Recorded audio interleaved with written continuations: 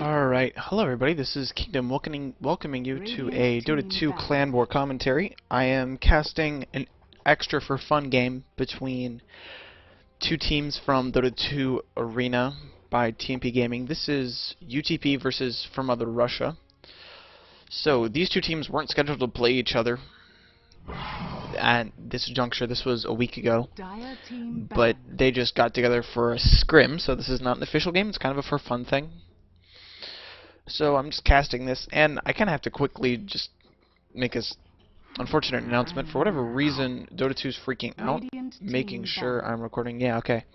Dota 2 is, for whatever reason, Steam is not connecting me to the Dota 2 servers. I don't know why. It's kind of being stupid. I have internet connection, but whatever. Doesn't matter. We can make do, right? This does mean for whatever reason, it means I cannot record directly from Dota 2 source. I'm forced to do screen capture, which means it's slightly lower quality, which is unfortunate, but I think it'll still be a good enough cast, so we'll go ahead and go forward with it, right? Still think we can have some fun here, so we're going ahead and take a look at these, pick some bands here really quickly. We're seeing some pretty standard bands from UTP, Naga, Darkseer.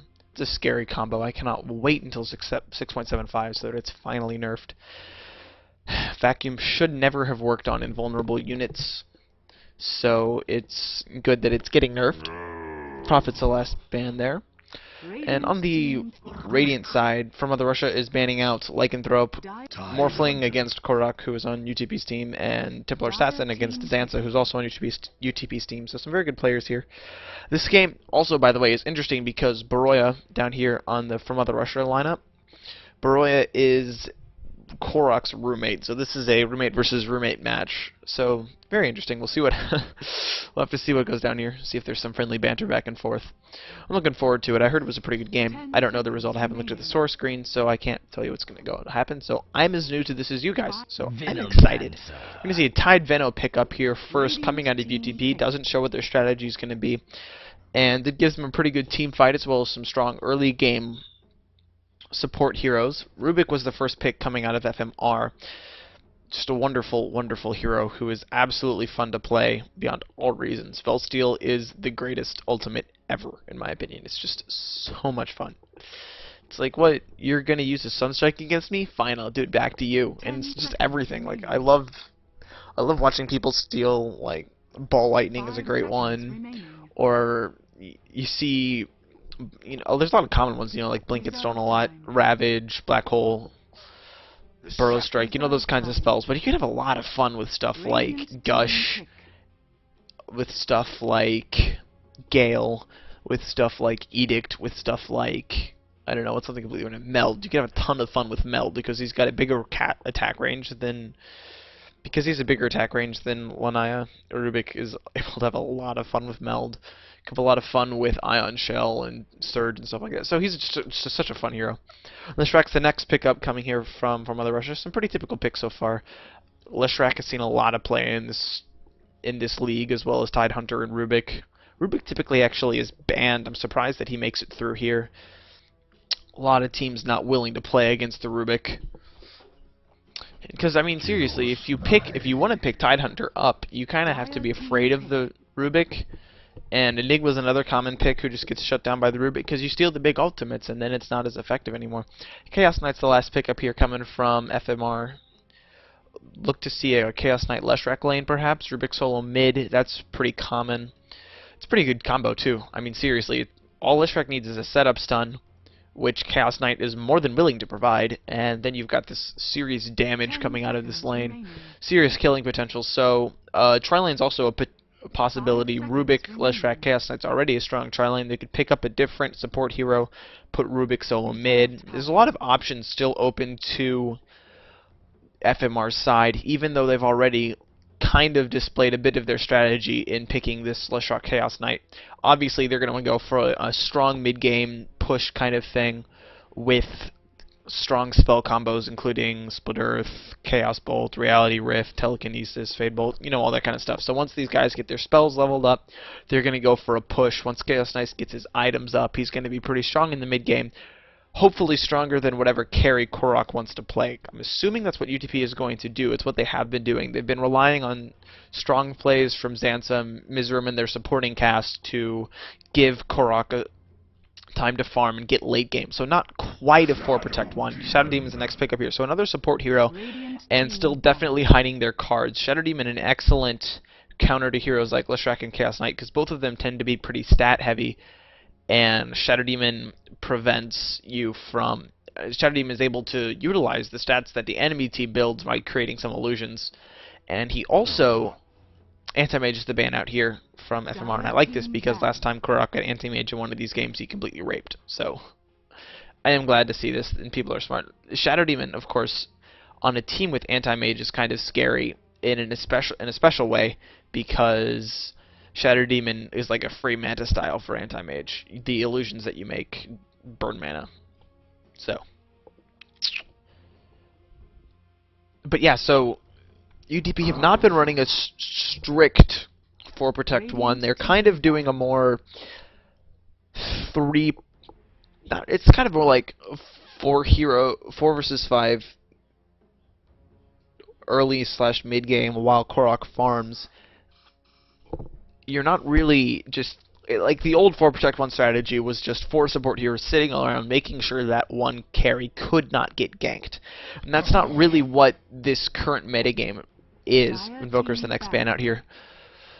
And this current kind of thing which UTP is running is they're allowing their 4 non-carry heroes, including Xansa's sort of semi-carry mid-game hero, which actually we could see him play Shadow Demon, and I would kind of be excited to see that, because Shadow Demon, as the solo mid, is a very effective ganker with an early demonic purge. Excellent, very strong.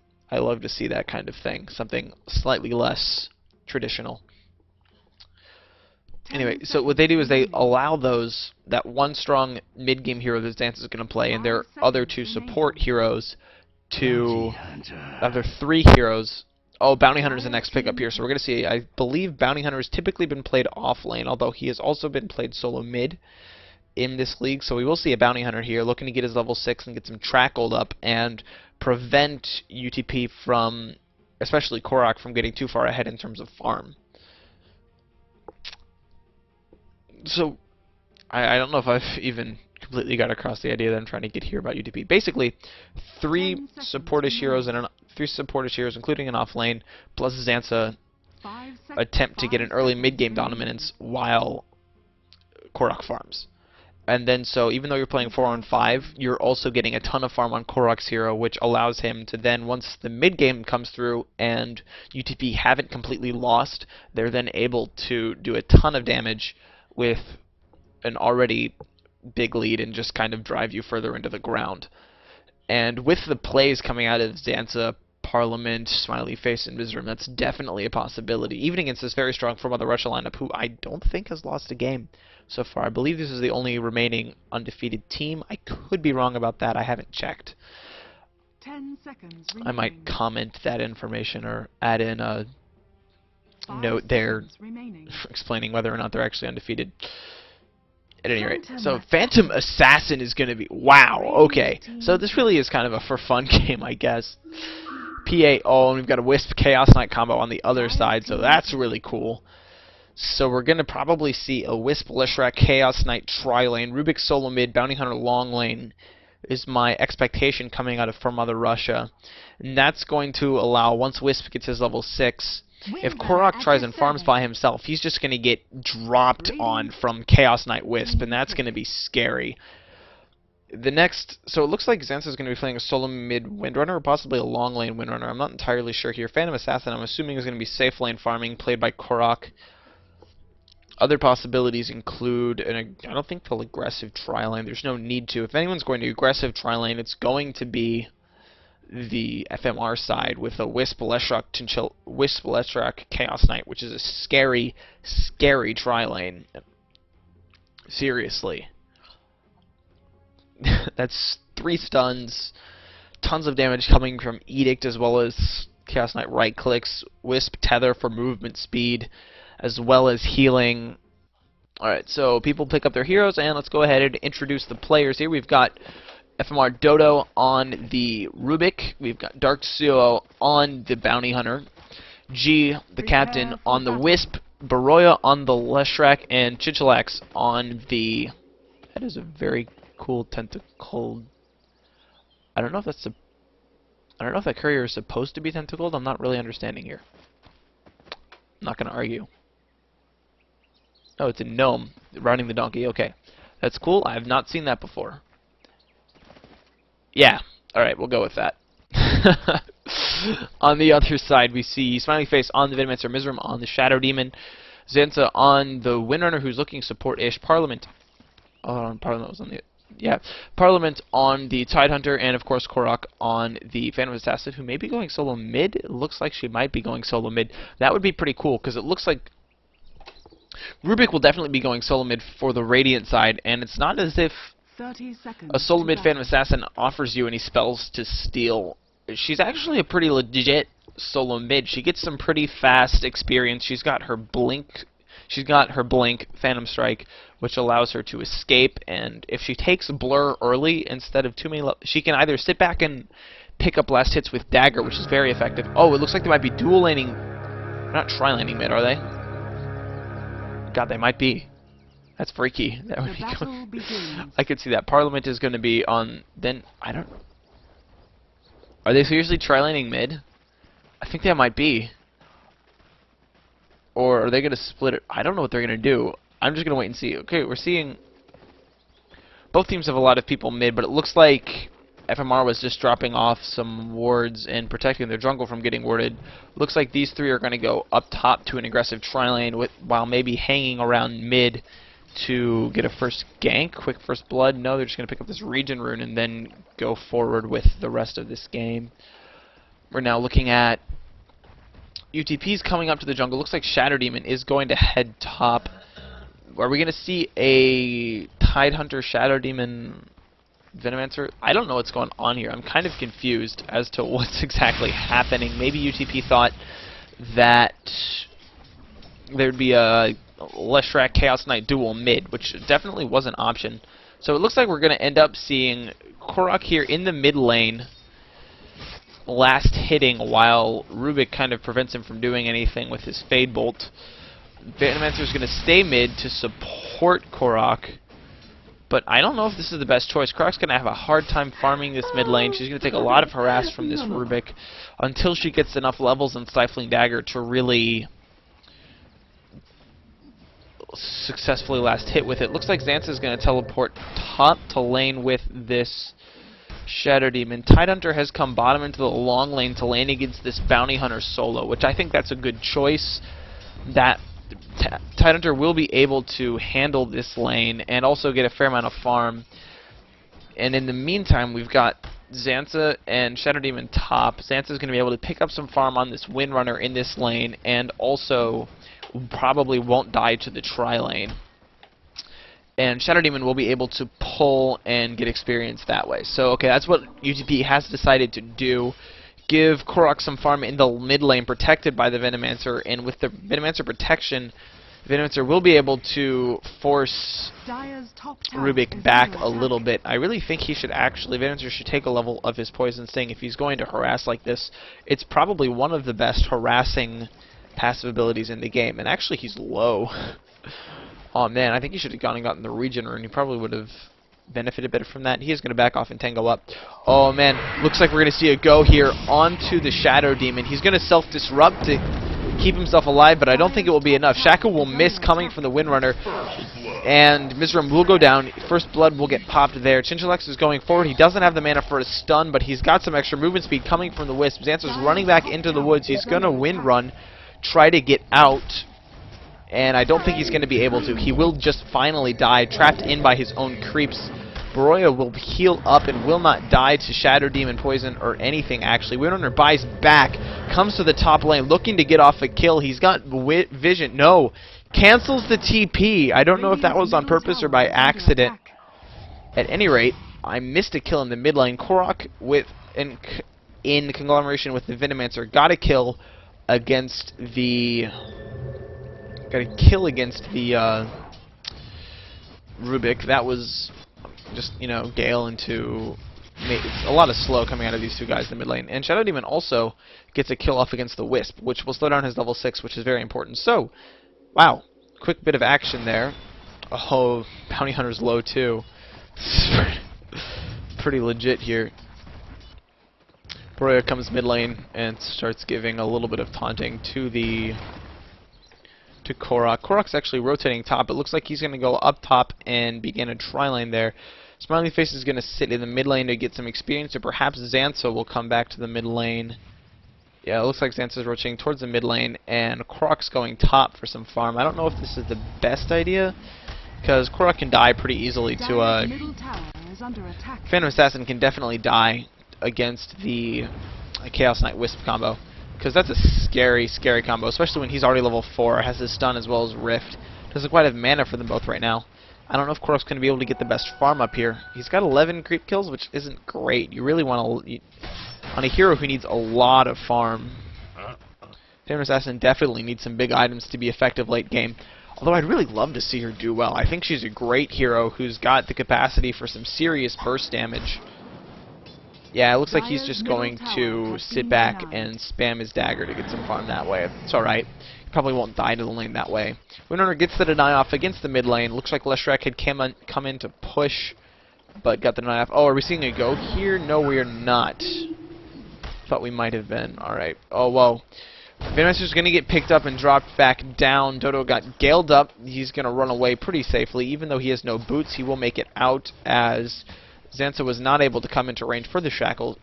So Xantha has begun to take a farming role, even though it looked in the beginning like she was buying wards and stuff. Let's go ahead and take a look at last hits here while we briefly have a moment of not very much excitement. Chaos Knight's leading. Radiant is in general leading by a fair amount. They also have a pretty, not that big of a gold lead, just 1,000 gold. Triland's back together up top. Alright, looks like they're going to make a dive here against Korok. 2-second stun. Defensive disruption, but they're going to say, okay, you disrupted your one hero, so we're just going to go ahead and pull you in. Some damage goes down on him. He gets reality rifted in and takes a lot of hits from the Chaos Knight. He's going to fall. But, oh, huge shackle going against the two guys. Catching Beroya, he's going to fall to a Phantom Assassin dagger. And now Chinchillix is coming in. This is a one-on-one carry versus carry, but I don't know if that's the best idea. Chinchillix is low, and Korok has some pretty big burst damage coming from his blink attack speed buff. Chinchillix is running away. I don't think you know if he's going to make it out. He's got a lot of move speed. Actually, he's going to go back in. Wands up to see if he can get mana for a stun. Reality Rift, but it's not enough. Some right clicks and some added... Oh, that's a terrible... Game is paused for tactical pause, I guess. I don't know. Oh, no. I already even had to disconnect. Okay, so it looks like Xantha and Venomancer will back off as a full HP Leshrac is coming in. One power shot would pick off that Wisp, but I don't think Xantha has the mana for it. He's 3 mana short, but he's not in range either. So I believe Wisp will make it out alive. So right now it's looking like a 1-0 exchange. Korok, well, 2-0 actually, because Leshrac went down to Korok already. This gives Korok a killing spree. He's 3-0 now. 800 gold up on him. I'm going to go ahead and speed up here. Get through the pause a little quicker. Reconnect, and we're going to go. There we go. I don't like pauses. Go ahead and resume. Looks like Leshrac and Wisp are actually going to go back in. I'm not sure that's the best idea. Rubik is not coming in. He's just sending illusions in. Is the real Rubik there? Yeah, he is. In fact, they're going to get a kill on Venomancer. Possibly a second kill on Shadow Demon if they can get a good pick-off. But no. Phantom Assassin goes into the background, picks off the Wisp. Rubik does get the kill on Shadow Demon, but here comes Xantha and here comes Korok. These guys might be in trouble. There's a shackle down onto Rubik. Korok blinks in. He gets a lot of hits off. Rubik, in fact, is going to get the kill on Venomancer. Korok is chasing. He's going to get a big crit off against the Rubik. That's a 4-0 mega kill streak on... No, 5-0 mega kill streak on him. Here comes the Chaos Knight. Korok's going to have to back off. He'll just go back up into lane and continue farming. Throw down a dagger, actually. There's some damage. Pure damage going the way of Leshrac. If Korok can get back into vision range, he can jump down and pick him off pretty quickly. He's got to be careful, though, because there's the big Chaos Knight stun there. Yeah, Leshrac will make it away alive. In fact, he's got enough money for his boots in the meantime. Now, this entire time, Tidehunter's been farming bottom. He's now got his Ravage up and some boots as well as an urn, so he's been doing pretty well. He went for an urn, so that makes me think he's going to gank. And I would really like to see him gank. That's a pretty good thing. Why is there a gnome sitting on top of the courier? That's kind of legit. I didn't know that could happen. That's really cool. I like this. That's totally random and awesome. Thank you, Val. That's great. Sans is going back to farming on the mid lane. He's not got his face boots up, and it's 7 minutes in. Bounty Hunter and Radiant is still leading in terms of farm, but keep in mind that Korok has gotten 5 kills. So some hero kills are definitely allowing Korok to stay in the farming game. And looking at items, we can see that, yeah, he's got his phase boots up, as well as a poor man's shield and a wand, keeping up with the Chaos Knight, who has treads and a bracer. Just paid for something else. Yeah, Phantom Assassin picks up a bracer. Look for her to get a drum as well. Looks like FMR may want to dive again here on this top lane in the tri-lane, diving up under the tower once the creep wave comes and pushes in. I think they might do it. Not entirely sure. Some pulling going on and there's some random movement. Doesn't look like anyone's actually going to dive. Tidehunter's going back to base. He's tracked up, was low. Looks like Leshrac rotated bottom for a gank that didn't succeed. Leshrac, Bounty Hunter himself actually almost died in the process, but he was able to chase the Tidehunter off. Here comes Rubik with a haste rune. He's coming top. Definitely a dive going on here. See, Chaos Knight is slowed down by a Gale. Tries to rift in, but he's just going to make it out. Korok blinks out. 1 kill goes down. Venomancer gets killed, but it looks like CK will also die. Venomancer gets the kill there post-mortem. Shatter Demon tries and stuns up Rubik, but Rubik has a haste rune. He's going to pick Korok up and try to run away, but the haste rune is run out. Gush is down. Korok's got a bunch of damage going against him. There's a kill. Goes away as Shatter Demon. Korok does not get the last hit, but that doesn't matter. He was there for the experience as well as some assist gold. And he's just going to go back to farming. He's catching up to the Chaos Knight. It's not quite there yet. He's got some... Did Ravage go down? Yeah, Ravage was dropped. That definitely allowed the team fight to go the way of the FMR. So that's a big jump go that way. Oh, huge dodge coming from the Shatter Demon. Self-destruct saving him there. Korok's getting low, but so is Leshrac. Korok has to get out. He's tracked up. Here comes Bounty Hunter. There's a stun as well as a shuriken. That's going to pick off Korok, and that's a lot of gold. That's track gold, first of all, as well as killing streak ending gold. Bounty Hunter now has most of a drum. Looks like they're going for 2 drums on FMR's side. I believe Chaos Knight's building one as well. Oh, I just heard a shackle. That's a shackle going on the way of the Wisp. Wisp will get picked off to a... Oh, Tidehunter gets picked off by Bounty Hunter with no health. So unlucky. What is a stolen? Shackle is stolen. This is insane. Oh! The power shot! Huge power shot from Zantai picking off the Bounty Hunter. Wow, that was max range. Vision from the Venomancer ward set that one up. Huge plays coming from Zantai. The tower's still up, mind you. So, wow, what exchanges. This is insane.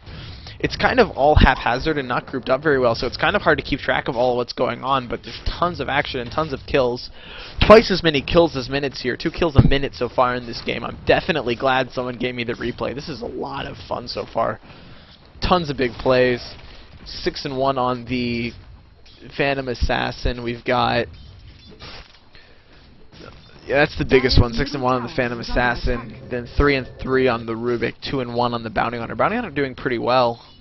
Got picked off there, but he got a lot of gold from getting the last hit on Korok. So it looks like I would like to see Radiant team up and push right now. That may have been what they were doing on the top lane, but they were kind of too spread out and unable to get anything accomplished. They've got the Leshrac as well as the Bounty Hunter, CK, Wisp. They've got a lot of stuff that they can do. Unfortunately, they're up against a tied Ravage, so it's a little hard to do the grouping up thing. Maybe they should... maybe they're hanging back and looking for an opportunity to use their Wisp CK combo. If they can pick somebody off in the jungle or farming somewhere, like if they TP'd in here on Korok with 1 hero in position, yeah, here's an invisible Rubik. Look for these 2 to tether up and go mid lane. Yeah, that looks exactly what they're doing. Here comes the TP.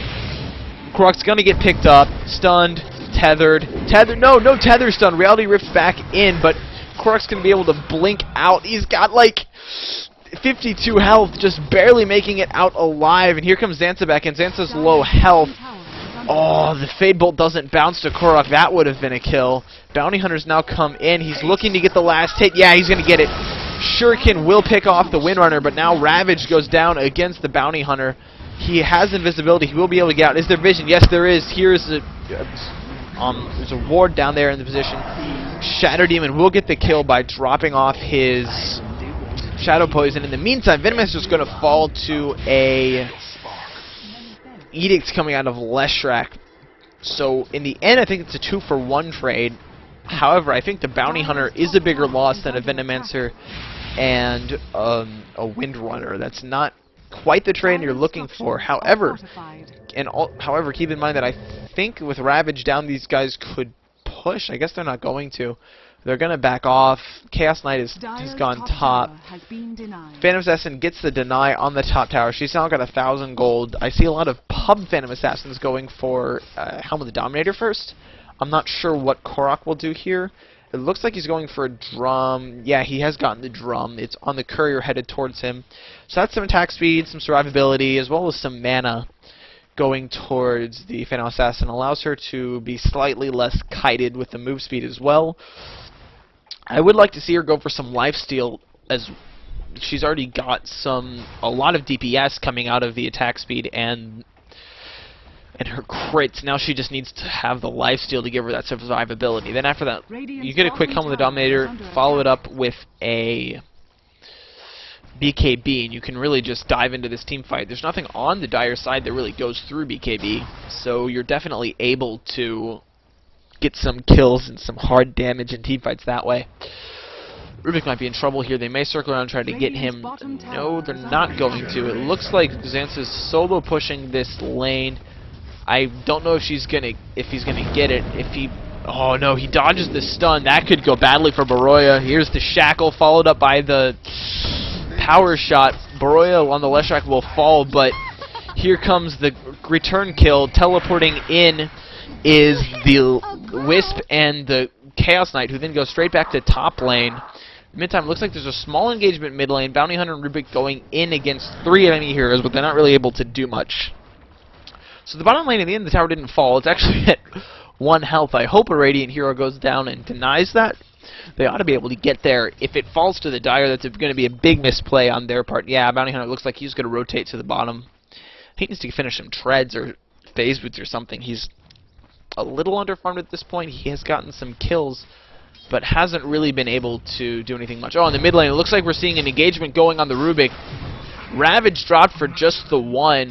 Rubik tries to steal I believe he tried to steal Phantom Assassin's Blink to get out there. However, he just wasn't able to do it. Phantom Assassin does get the kill there. Bounty Hunter does deny the bottom tower. Okay, so that's good on his part. Tidehunter's going to continue to farm up. Let's go ahead and take a quick look at items again here. We've got a couple drums as well as an urn up on the Radiant side. Arcane Boots also on the Rubik. We've got some phase, urn, drums, kind of the same thing. Both sides are pretty evenly farmed. Gold difference looks to be pretty close. Yeah, it's under 2,000 gold difference. Experience difference, on the other hand, is in the favor of the Dire. That's because they are ahead in kills as well as, I think, towers at the moment. No, they're not. Towers are actually going the way of the Radiant, and that explains why they are ahead in gold. I don't think the middle tower was denied, so that does explain the gold difference. So I think, in terms of winning the game, I believe that UTP on the Dire are slightly ahead. They've had some better team fights as well as some really cool solo play and solo kills. However, we're going to see a big rotation around, picking off this bottom tower coming from the Dire side. Only Shadow Demon is in position to defend, and having picked off the creep wave, an Edict is very quickly going to be able to take out this tower. There's no glyph. This is going to die very quickly, and the Dire aren't in any position to get any trades off, except for some farm on Korok and some farm on the Tidehunter. Granted, that's pretty important. Korok gets stunned by the Centaur. Unlucky there. He has gone ahead, going straight for the BKB. Okay, I think that's a good choice. It will allow him to sit and right-click in the team fights without getting kited too much. Oh, the UTP stays up top and picks off Tidehunter as he rotates to defend. With that Tidehunter down, And Ravage also down for another 30 seconds. They may be able to take it tier 2 here. The Glyph is still down, and you've still got an Edict. That's a lot of tower damage. Korok is not even rotating. It looks like Zanza will rotate, but I think they can't save this tower. Yeah, this tower is going down. This game has just shifted dramatically. That kill and that tower has given a huge boost. Look at this jump here in terms of gold on the Radiant side. They're now 3,000 gold up, and with those 2 kills, they've also gained a lot of experience back. They can now rotate into the Roche Pit if they want to be slightly more aggressive, or they can just go back to farming. Korok is a pretty hard carry. If she can get up a bunch of farm and possibly get some towers off, she'll be able to catch up and possibly beat out a Chaos Knight in the late game. I would like to see a Battle Fury on him, I don't know. That would do a lot against Chaos Knight's illusions, as well as give him an ability to farm up more quickly, but I think the BKB for the mid game is a little bit more important. FMR are not backing off. They're staying here. Parliament is forced to back off. He used the Ravage, but wasn't able to, looks like, get any kills. Korok does come in and get a kill here against the Wisp, as well as the Venomancer, as well as the Bounty Hunter. That's 2 kills on him. Paying a Shadow Demon for 2 kills, including one on a 2-slot carry, is pretty important, especially when both of those kills went the way of your Phantom Assassin. She's now only 1,300 gold away from a BKB, and we know Korok can farm that up very quickly. So that's a swing back in the direction of the Dire. Big experience boost going their way, too, because that Bounty Hunter was a relatively high level, I believe. Yeah, he's the highest level hero in the game, so that gives Korok a lot of experience as well. Korok is now also leading in terms of last hits, so definitely getting that farm up.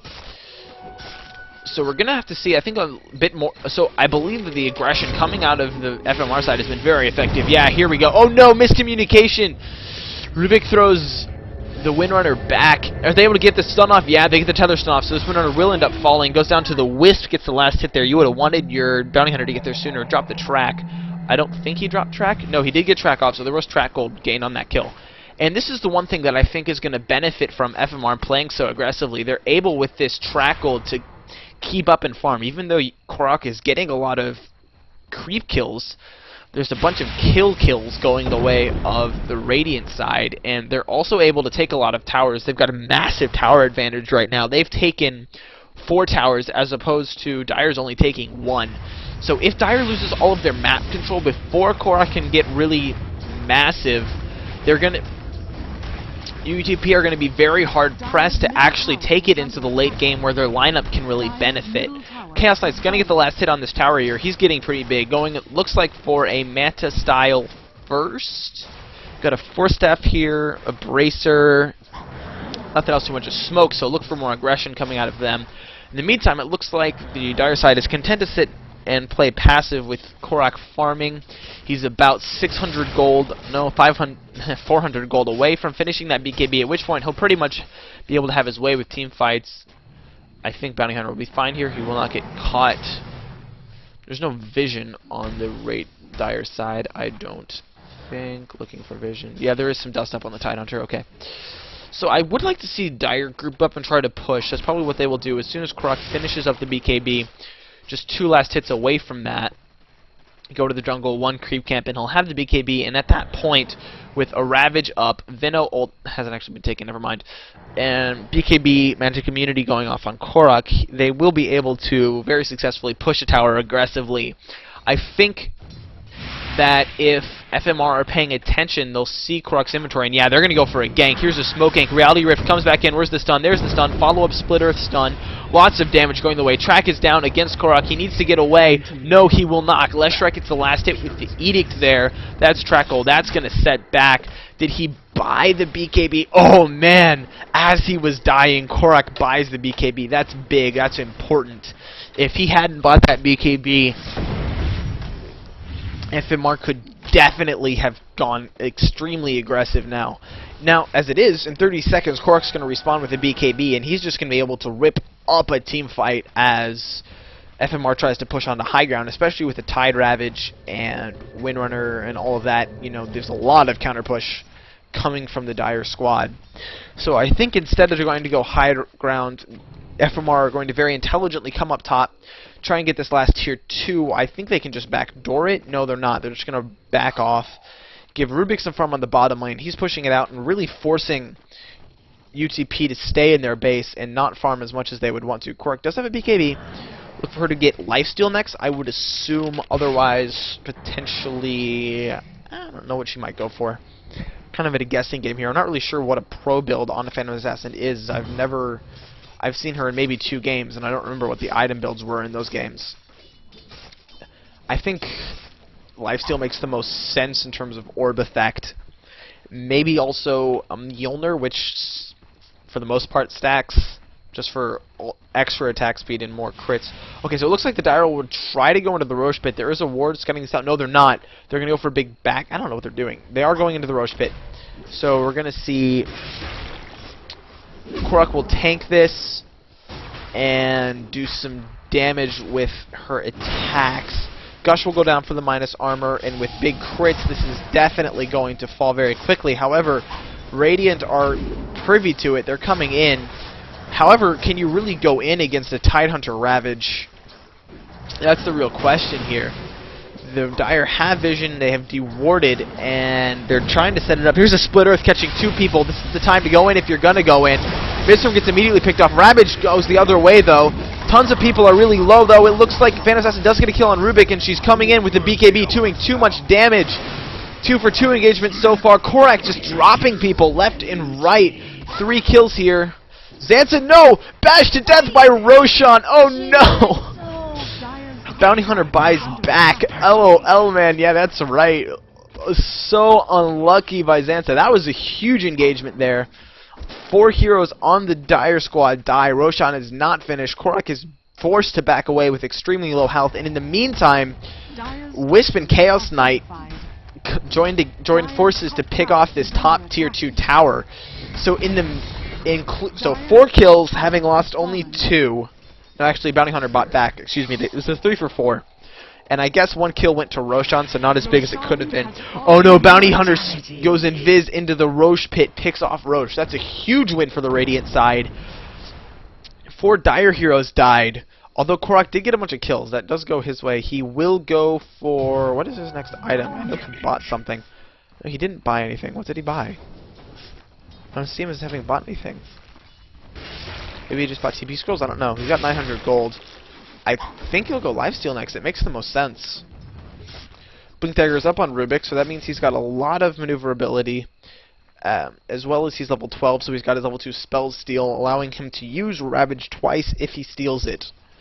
I haven't seen him steal it yet, though. Tidehunter has been pretty good, pretty careful. Bounty Hunter is getting some farm up. He's got an Aegis now.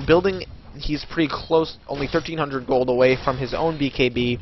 Chaos Knight got a Manta style up, as well as a drum. He's pretty fat. Wisp has got a mech up. That's important. Any other important items here? Check the Dire squad. No mech yet on the Dire squad. That explains why they lost that team fight. Venomancer's... Alright, so here we go. Big engagement. Here comes the uphill dive. Korok blinks in. BKB up, trying to deal some damage, but he's getting kited. And mech is preventing him from doing as much as he wants to. He has forced to back off, actually. Chaos Knight gets a kill on Venomancer in the meantime. Some damage dropping down, but not enough. Without a Ravage, UTP really aren't able to take a fight. Wisp gets the kill. Korok is brought back in and stunned up. He's trying to do some damage, but he's stunned, chain stunned. He's just going to blink out. He might survive. Is he going to get out of here alive? It looks like he will just barely make it alive. Darkseer looking to get the kill. No. Yes, he just barely gets the kill there. Chaos Knight, in the meantime, does get a kill. Korok will buy back and immediately pick off the Leshrac. Shadow Demon will also kill the Chaos Knight. So lots of kills here and no raxing done. In fact, Mordred will come in and get a double kill after buying back, and she might be able to pick off the Rubik. No, she just doesn't have the vision. She's gonna chase. Oh! Super long range on that dagger there. You know, here goes. Blink dagger will be back up. He will be able to blink out. I think that blink will dodge the dagger. No, it will not. It will not dodge the dagger. It will, however, prevent him from getting out of range. Power shot will miss. Tons of chasing going on. Not together that much happening. Okay, so. Okay. What happened? take a step back and look at it, I guess. So, after winning the team fight on a big scale, mostly because Tidehunter was not able to get a Ravage up, and also because the Dire Squad did not have a finished mechanism, Darksuo might try to go in on this Zanza right here. I don't think he's going to be able to get a kill. Yeah, Zanza's going to pick up a haster, and he's going to be fine. So, after winning the team fight, the Radiant Squad weren't able to take any towers or racks. So, this means that I'm really not sure whether this ended up working in their favor, and that's kind of what worries me. They definitely had an advantage after that Roshan fight, but I don't think they really exploited it to the extent that they could have. Now, granted, they still have the Aegis on Bounty Hunter. He didn't lose it, and in fact, he's got his BKB as soon as he jungles a little bit. So Bounty Hunter did get some farm out of that. CK went down, but he's got 1,000 gold up, and he already had his big mana style. So his farm isn't too negatively affected. Moreover, because the Dire Squad didn't take any towers, FMR maintains their strong map control and prevents UTP from really getting a hold. The only thing that really went the way of UTP was a good number of kills going down on Korok, who's now 12-3. However, because he had to buy back, he's not really in a strong position. He doesn't have the kind of items you want on a kind of fed Mortrid. So I guess what we'll kind of see is some group play coming the way of FMR. I would like to see an aggressive go on Korok here. They know where he is. I want to see that relocate into the shop. No. Korok will TP out just fine. The lanes are staying pushed out, but I'm worried it's going to take FMR a long time to push in and take the racks. And if it takes them that long time, I'm really worried that they won't be able to do it at all, because Korok is continuing to get farm here a lot more so than I think the Radiant heroes are. Oh, Radiant's Courier died. That's important. Bounty Hunter picks up a Black King Bar. That's also important. Okay, so things to look for here going into the next phase. Roshan is down for another 5 minutes, so there will not be another Rosh fight. So that prevents a big team fight from going the way of the Dire. So what they have to do, I guess, is they have to hope that FMR decides to group up and push, and then also hope that Tidehunter can get the Ravage off. Tidehunter is fairly tanky. He's got an urn. He's naturally tanky. He's building a hood, so he ought to be able to survive.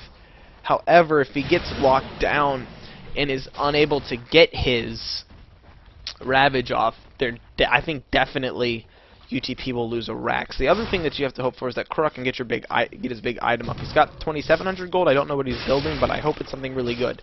He's doing 700 damage crits. He's got his level 3 ult. I would like to see a damage item to buff those crits, as well as an attack speed item. I would like I think a Monkey King Bar would not be bad at all. I also think a Butterfly could... Butterfly doesn't really stack with her evasion, I believe, so she should probably not pick that one up. Some of its effect would be wasted. Let me think here. I definitely still think she should pick up a lifesteal item as well. If she'd had a lifesteal item, she could have stayed in under her BKB a lot longer and just done more damage in the team fight. Really, oh, she might get ganked here though.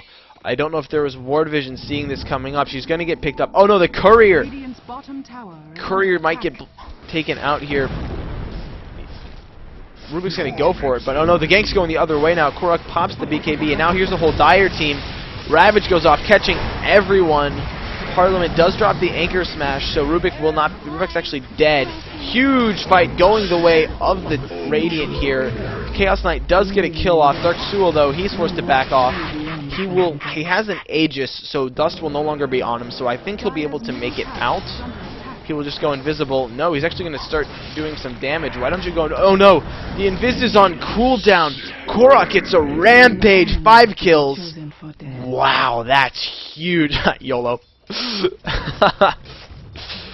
Obviously you don't YOLO, because Bounty Hunter had 2 lives there, respawn with the Aegis. and everyone's respawning now. But that was a massive fight going the way of the Dire squad. Korok now has 5,000 gold. Definitely look to see an item coming up for her in the very near future. She can basically get whatever she wants now. Divine, why not? Buff those crits so far. If she has it and she gets just a Divine and a Helm of the Dominator, I think she'll be unkillable. With the BKB combined, she can just kill the entire enemy team before they can really do anything to her. Got the attack speed from Blink Strike. It gives you plus 100 attack speed whenever you do that blink, so I definitely think that's a viable option. I mean, who doesn't want to see like 2,000 damage crits? I like to see that. So yeah, we are seeing the Phantom Assassin do a really good job here. We're also seeing some very good plays coming out from FMR side. I really like that team fight. Really didn't go the way they wanted it to. I think jumping on the courier may not have been the best idea because that allowed Rubik to get completely out of position and picked off and prevented him from stealing the Ravage, which I think that FMR are really going to rely on if they want to win a fight. Now, I think this is the time to push. Ravage is down. Venom ult is down. Well, it says Phantom Assassin's ultimate is up, but it's a passive, so I really don't think that counts. Woo! My ult is up. Yeah, it's passive. Duh, it's up. Alright, so we're going to see... So I think that... I don't know if stepping back and farming is the right idea here for FMR, because as Korok gets items up... What did Korok get? She bought something. I know she did. Desolator. Okay, not what I saw coming. It's a massive boost to her damage. She now has over... It's about 250 damage per attack.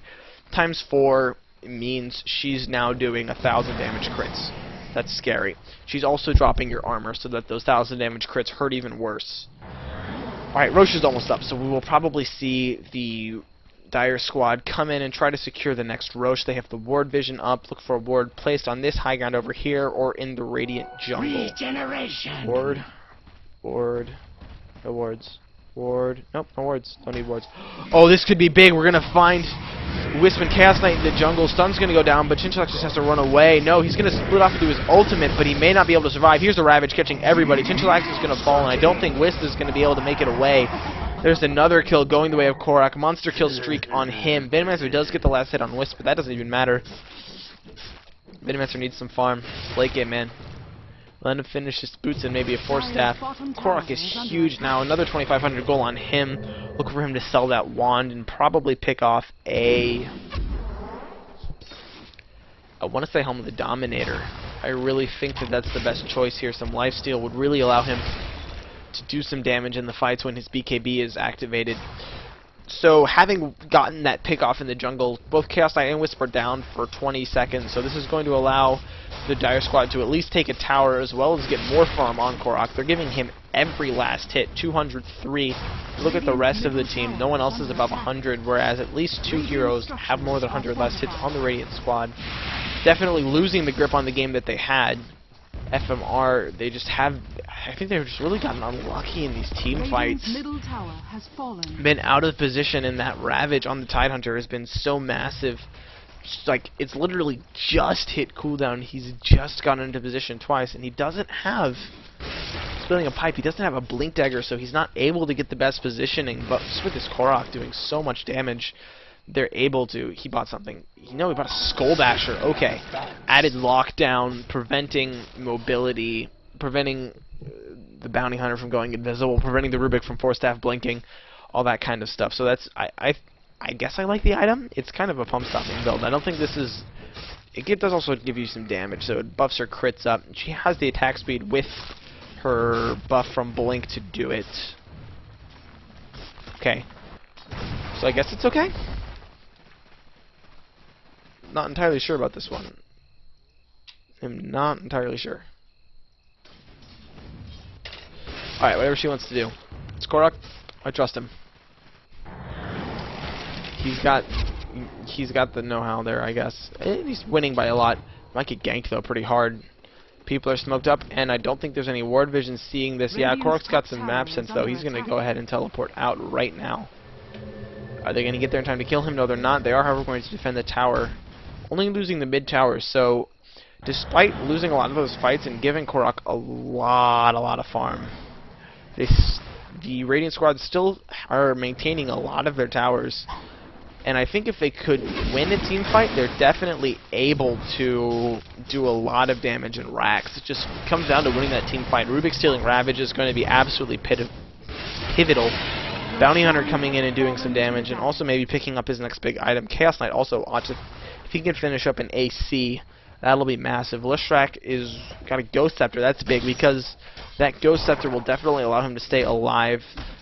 G has a mech. I would like to see a Ghost Scepter on him as well.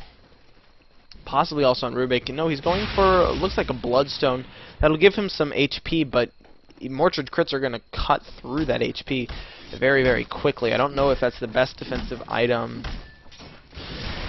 Alright, so just waiting for the next team fight. People are kind of backing up, going passive, farming more. Korok is probably going to try to finish. Pick up an Invis-Rune. She can just go into the jungle and start looking for people with that. I may just use it to get back and farm, creep up with the team. I'm not really sure what she wants to use it for. I'd really like to see her go super aggressive and gank now. She's got the BKB and tons of farm. She's just became like a bounty hunter, which is very, very scary. Alright, so yeah, but they're going to content to farm. Oh, pause. He's looks like connection. Oh, Wisp disconnected. Okay. Connection issues. Go ahead and speed through the pause. Speed, speed, speed. Wait for people to reconnect. Yeah, so I think that FMR is going to have to go a little bit more defensive now.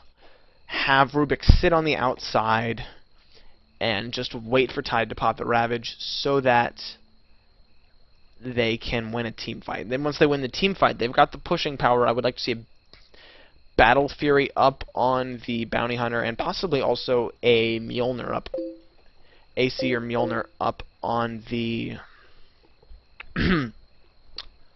Bounty Hunter, excuse me, AC up on this